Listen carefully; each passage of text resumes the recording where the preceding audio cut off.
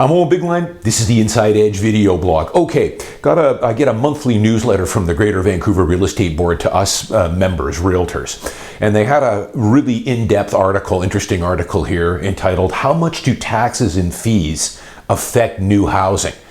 And you guys know I've thrown these numbers out over the years. I would tell you guys, a typical one bedroom, we're talking about $125,000 that goes to the various levels of government in bureaucracy.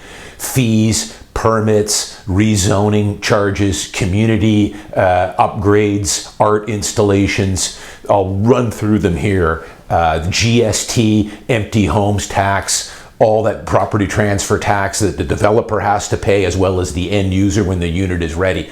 But I'm off on these. I'm using old numbers, I guess. The fees here are going to blow you away at how much is going to the government in the form of taxes and fees on a typical new home being built in the Lower Mainland here. So let me give you the latest rundown. These are the latest numbers, and they are incredible. Essentially, in a nutshell, 30% of the value of a new home when it's built is going in the form of taxes to the various levels of government. So if you have $1 million property, $300,000 of that is going straight to the government. But do you ever hear a guy like David Eby, who was our former housing minister for 4 years or so, now our unelected premier, does he ever talk about this stuff? Of course they don't. They never talk about the elephant in the room. Why homes are so unaffordable here. The reason is we have some of the highest in Canada and some of the highest in North America and the world when it comes to fees, taxes, zoning, bureaucracy, and everything else at the various levels of government. Let me give you a quick rundown here because you're going to be blown away by this. They broke it down by a couple of things here. 800 square foot, 2-bedroom unit valued at $1,120,000, which would be the finished sold price. Of that, $1,120,000, at the end of the day, $327,000 of that $1.1 million unit is going straight to the government. And it's a myriad of charges. Developer permits, building permits, empty homes tax that the developer has to pay, development cost levy, or a DCL, that one's pretty high.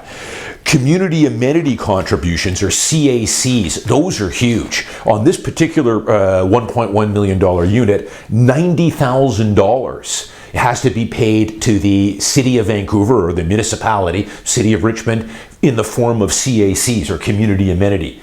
Then once the unit's built, you've got 5% GST, you've got a Greater Vancouver sewer tax, a Translink tax, a property transfer tax, of course, by the new buyer. On that small 2-bedroom, 800 square feet, $1.1 million, $327,000 goes straight to the governments. And I'll break it down by which level of governments go. Let me just give you a cost by unit here. This is the cost by unit for a bachelor studio unit, 500 square feet, valued at $700,000. $204,000 is going to government. For a 1-bedroom, 700 square feet, $286,000. Remember, I threw out $125,000. I'm way off on this. These numbers just keep getting more outrageous every single year. For a 2-bedroom, 900 square feet, $368,000 for a typical 2-bed goes to the government. For a 3-bed, 1,200 square feet, $491,000. Let's just call it an even $500,000 goes to government.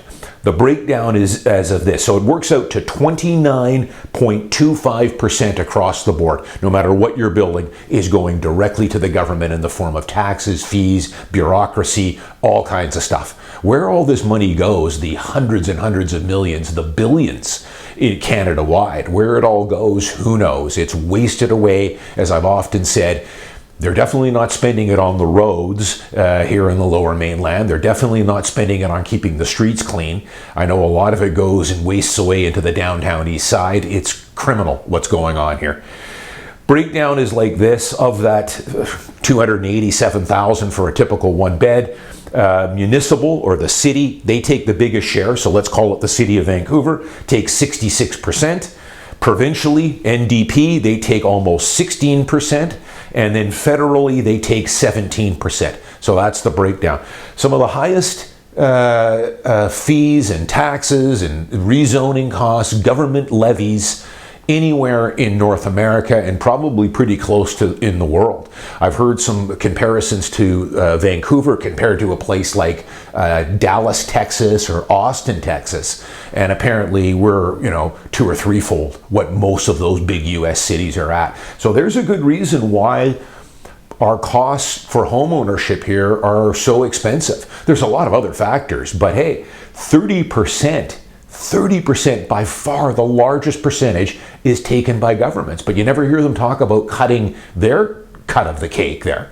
They've got their hands out at every opportunity here. Why don't they cut these fees in half? That would knock 15% off the price of a new condo or a new townhouse. But they won't, because again, they're drunk on the revenue, and they're drunk on all the tax revenue from real estate. As I've said before, real estate punches way above its weight class, and it's already a super heavyweight.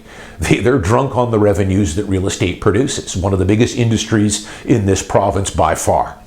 So, it's crazy. I hear, our mayor here, Ken Sim, talking about they want to, fast track a lot of the development permits and things like that.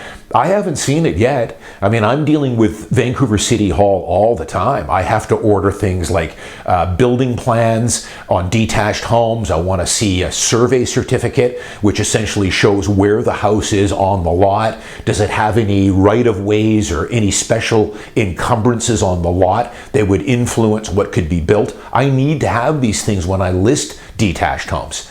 I'm now currently waiting, I was 12 days to get, it's all done online now. You might be able to still go down to City Hall, but once COVID hit, it all went online, which is great. I don't have to get in my car and drive down to that place because I hate it there. It's a zoo.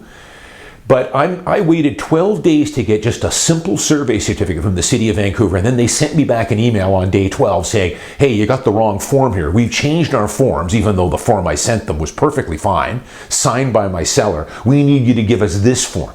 So now I had to resubmit it, and I'm probably going to have to wait another 12 days. Unacceptable. Richmond, on the other hand, I'll put in a request for a survey certificate and usually have it within 2 to 3 business days. So right now, you're not speeding anything up here at City Vancouver. It's ridiculous. Plus, your fees keep going up for what you're charging me for these documents that I need to have for a lot of my listings.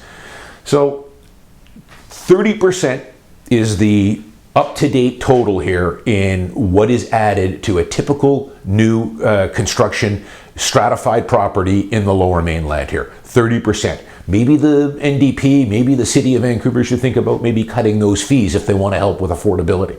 But don't hold your breath on it. I'm Owen Bigland. As always, thanks for watching. I'll see you next week.